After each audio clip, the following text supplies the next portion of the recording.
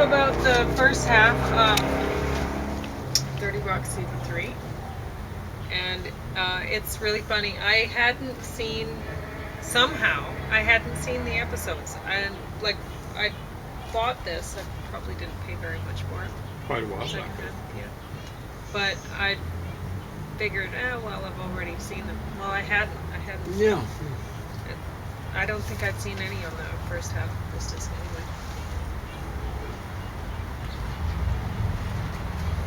And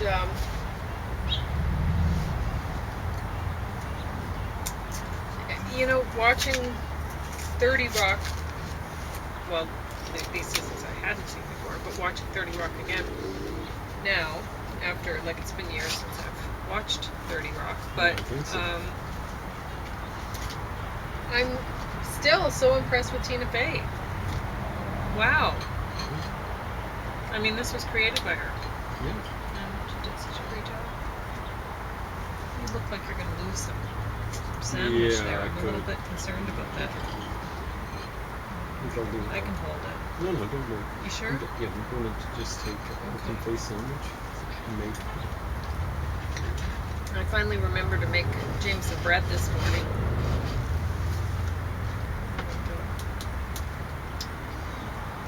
Anyway, so what was I going to say about 30 Rock? Oh, the funniest part, I think we both thought it was the funniest part, but you preferred one thing and I preferred the synchronized walking. Okay, and I like the tethered ball, but I like the synchronized walking because it was just after we figured out. Maybe we shouldn't mention it. Well, we just come in from hiking. Well, I don't know. I mean, it's not like we're going to profit off the idea. We're not into that sort of stuff. So it doesn't really matter. Yeah. Anyway, it would be dancing hiking. Yeah, we were out hiking. Dance hiking. And there were thistles right along the path on both sides, so I lifted my arms up, and it was like I was in a dance club. Yeah, it was hilarious. Yeah, I was walking behind Paul. So then that looked great. So. He thought, oh, well. I thought you were just kind of dancing. We were joking about it, and you could set up like a little, almost like a scavenger hunt, but it's like a fitness walk program. Yeah. Where once you get to a certain place, like it could be, you could use the Lost Soul hiking marks or whatever. And once you get to, say, an arrow on a rock that's at such and such a location, then you have to hike a certain way for, until you get to another location or whatever, until you get to another thing, or until you see something. It's like the punch buggy thing or whatever. It could be once you spot whatever. It could be a type of plant, a Saskatoon bush or something. Then you can stop doing that or whatever. Buffalo berry, you do a buffalo dance. I don't know. It could be some, so you just have, it's a different fitness routine. So it makes it a more all-body exercise than just, although hiking's pretty good, just without the dance moves. Yeah, I know. But this would add a lot of upper body to it. Maybe a little bit of hip action too. Yes. So. Yeah, I had some ideas on various belly dancing moves. Yeah. Which I used to, people have laughed at me when I've told them this, but I used to, before I'd go to work in the morning, I'd watch the belly dancing stuff that they had on TV, on Access, and I would just sit there and watch while I was drinking my coffee or getting ready for the day, and I wouldn't try to do the moves because, well, occasionally I did try to do some, and messed up your back. James would say, "Don't do that. You're going to hurt yourself," or something like that. So anyway, but yeah, I never ended up, or fitness stuff. James and I will watch fitness shows. We don't do it. We just watch. So was there one called Namaste or something like that? Yeah, that was a yoga one we liked watching. It was very relaxing in the morning. You veg out. And they're very pretty ladies too doing it. Sometimes. So most people who are fit look better than average. But anyway, I've never worked out to a program except for the qigong stuff. I can remember you working with one. I did with two, but one of them was a great course, and it was very involved. And I worked on that for a long time because I only had a month or whatever to figure it all out, and I went through it pretty well. Learned some things, and my breathing got better while I was doing it. At first, it was hard to inhale for as long as I needed to. Sure. You So start that's feeling surprising. uncomfortable, right? Very self-consciously uncomfortable. Well, I don't know. It When you just start controlling your breathing. doing that made me realize I don't inhale and exhale fully. I Most people don't even come close. yeah. So it's a great thing to do just for that. But anyway, what was I going to talk about 30 Rock? Oh, the synchronized walking.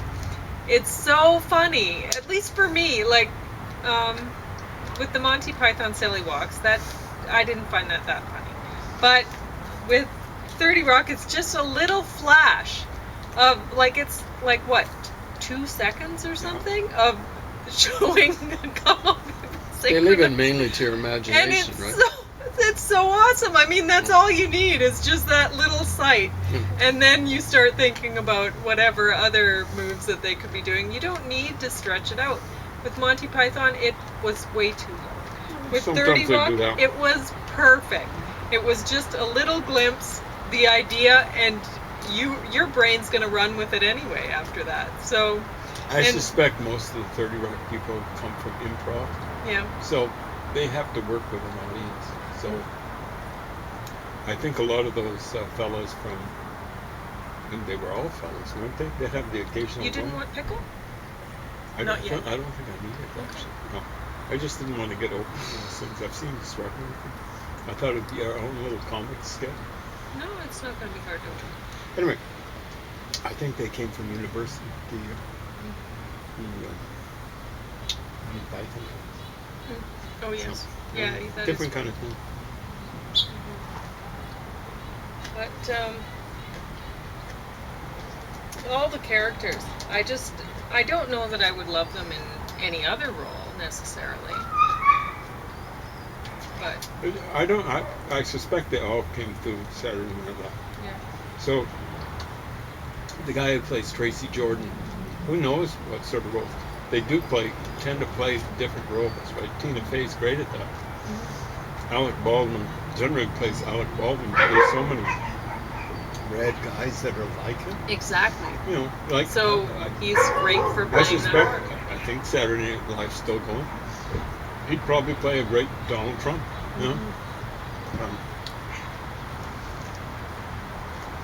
But yeah. Watching this though now, it's funny because this wasn't that long ago, 2010. And I'm not saying it's not accurate, but a lot of the jokes that are in this, including just Tracy Morgan's character, actually, Yes. and everything surrounding him, I don't know if they'd get away with it nowadays. Even though it's him playing, you know what I'm saying? I know. But And there's some staggering, offensive things out there. yeah. Like one of the guys involved with the George Floyd overdose death was, he'd be classed as black. He was 50% black, maybe. Some woman confronted him. He was just on his fourth day on the job. He wouldn't have known what was going on. But It's a rookie. she's taken him to task. It's absolutely offensive. Like, somehow or another, he's part of the white conspiracy or something like that. Leave him out of it, for Pete's sake. And the other rookie, he'd been on a bit longer. He's the one who was asking questions. Like twice he was saying, something like, "Do you want to take the knee?" The off?" Irish one? Is that? Yeah, his name was Lane or something like that. So he wasn't the one with the knee on a carotid artery or something like that. So those poor guys should be just left out of it. I think they weren't you look at the black guy, and he's getting, in the early stages of it, the fentanyl wasn't having much effect. I think George Floyd was putting on an act, so he dropped something. It looks as though it might have been some sort of contraband or something like that. And it was the poor black guy who was getting just manipulated by George Floyd at that point. The police officer. The police officer. Yeah. Well, I don't know. I think he was probably. Well, I don't know, but George Floyd was suspected of being under the influence right from the beginning, and sometimes people have, like when he went against the wall and he dropped that. And he dropped some package or piece of paper. I mean, it just been a piece of paper. It doesn't necessarily mean he wasn't stoned when he did that. It was probably quite. Well, I think he was. It could have been. I think it was very badly stoned, based on the autopsy and the report of the one EMS guy. He was on his way out, frankly. Yeah, well, there's a lot of people dying from fentanyl overdose. Apparently, he had a pretty substantial dose of it in his system. The autopsy actually understated it. They said traces of marijuana, methamphetamines, I think, and fentanyl. But it seemed to wear no traces.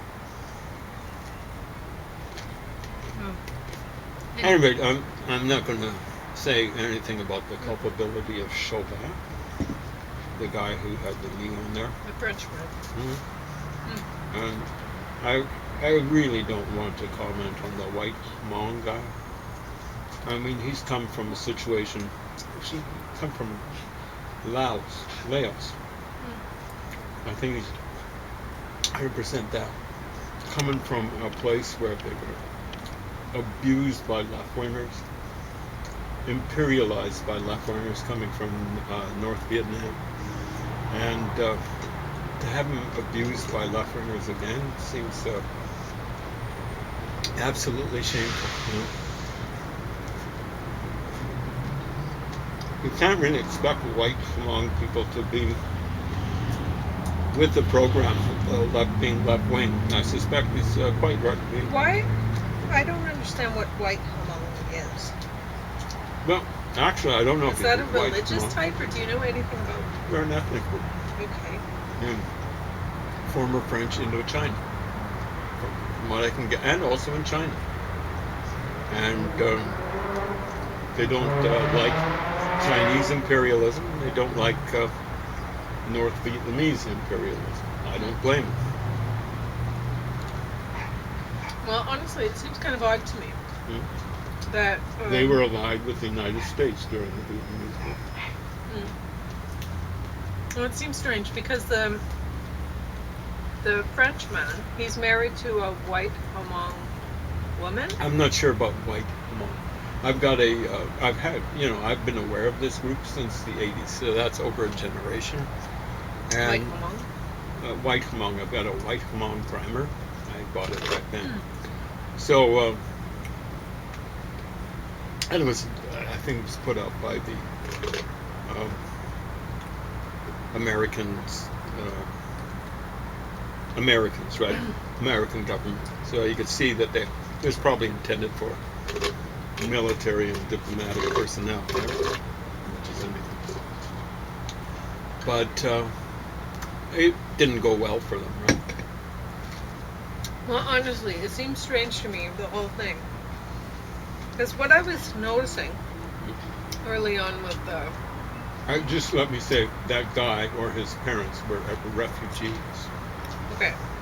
But it seems strange to me because there are many, many examples of the police going too far. Absolutely. With, one with went too far with me. Apparently John Cusack, someone went too far with him. Oliver Stone, but what I'm saying someone went too far with him. Is the whole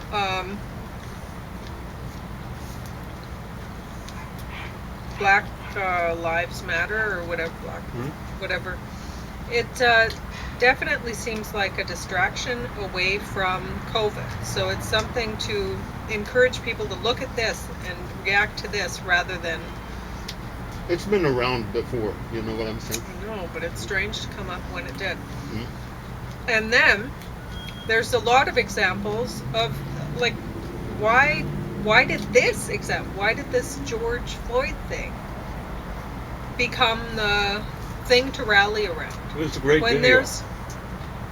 but there's other examples where the person would actually be more relatable or something.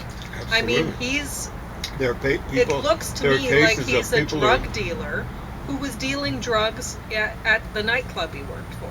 Could be. Because here he has lots of drugs and he drives a Mercedes. I mean, who works at a nightclub and I'm not drives sure a if Mercedes? I think I got to be careful. You know, someone was reporting it as a BMW. But it's Okay. awfully small for a BMW. So we're going to have to check. You know what I'm saying? We can't trust what's on the internet. Yeah, okay. So you'll get people saying he was 6'7". I don't think Okay, so. well, in any Wikipedia case, says 6'4". what I'm saying is You'll there get are many another more. source that says 6'0" and over 200 pounds. Wikipedia says 223. That's significantly over 200 Okay, pounds. but what I'm saying is there are many examples of more relatable people that they could use. Absolutely. If they wanted to do a Black Lives Matter rally behind somebody, why him? I don't understand that. Stunning. And The so guy was a career when I criminal. think about that, then I have to look at, okay, well, what are the other... So looking at this, I think it has more to do with the police officers. So you have these white Hmong people, right? And yeah, then, but then one maybe was the married wife. to yeah. the guy who And- looked most culpable. And so Chinese people wouldn't like these people necessarily, right? People's Republic of of China wouldn't like him. China. Yes. I'm not talking about Yep. Like Chinese immigrants. I'm mhm, talking about People's exactly. Republic of China, because this is right now, COVID is the issue, Mhm. and People's Republic of China and the seems real to be issue the there is source. People's So, Republic of China. Yes, and And the WHO yes, and Ethiopia and Yes. Iran. Those are the three groups that are the most and Teresa Tam. culpable. Well, she's on WHO, so Yeah. So, I'm thinking about these guys, the police officers involved with this, and you have one Frenchman and one Irishman, and I don't know if they were Catholic, but the Catholics don't seem to be doing too well with COVID. When we were looking at COVID at the beginning, the maps, like along the United States, it was the south in the United States and along the east side, as I remember, Yep. that were flaring up right away. And here in Canada, flaring up, well, it's in British Quebec Columbia is- had it, but Quebec, Check, very it's serious. like wildfire. Well, And anyway, and well, Italy, Italy, France, Spain, yeah, all Catholic. yeah. France tends to be much more secular than those other two places.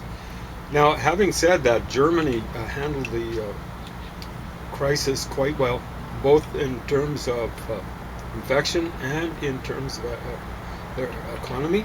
And it should be pointed out that maybe 40% of their population is Catholic. I'm not Interesting. kidding. Like in Bavaria, but other places as well, but Bavaria. So the one thing, if it's cultural, you'd want to check is what happened in Austria, which is, you know, you could say almost entirely Catholic, right? And German. Okay. Anyway, I'm just throwing But yeah, ideas exactly out right. here. I'm just Yeah, wondering yeah. about this, right? Yeah, I'm not questioning. Oh, I haven't Your talked basic- about third your weapon. basic We'll thesis. talk about third weapon Mhm. later, maybe. I'm wondering the pattern we might actually see with I see the Hmong could be Buddhist, they could be leftover animists. One has to be careful. Yeah, well, I I think the don't know majority of anything people about in former Indochina I should learn about where them. would come from a Buddhist background. One of the big problems of French imperialism there was they tended to favor Catholics, and the Americans after them I have tended to favor Saskatoon stuff Catholics. stuck in my lip. It wasn't a very good formula, so you had a Buddhist monk early on burning himself, up, killing himself Yeah, in protest, right? yeah, I remember that. Or hearing about it, you weren't wrong. No, but I remember they even had that on film, didn't they? Yeah, I believe they did. So, one of the things that might hold, it might be more of a Catholic thing. When I worked with the police force, or for the police force here in Lethbridge, it wasn't my choice. I was parachuted in. I went under protest. I cut my hair so I could work undercover. But one of the things I noticed was a possible Catholic connection. I think they were overrepresented on the police force. I think you'd find that in New York. Irish Catholic, particularly. Okay, so it may not mean anything that they were going, that these police officers are. Well, I don't see it as a Catholic conspiracy or something like that. No, I'm not saying that. No, I know what you're saying. It's just something to look at. I think.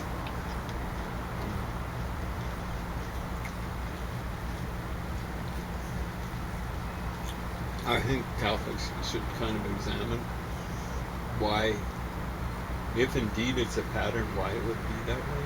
Yeah? So. Oh, you mean with the police? I was meaning with COVID. Well, it might be with the police thing. I'd say it might be more like Latin people tend to be more, have a smaller social distance. So that might explain why the Catholics in Germany weren't as much affected. I think there are a lot of factors involved. Yeah. But that's something I think that should be investigated. Social distance, different customs, and how they affect things. I mean, American libertarianism, it's not really a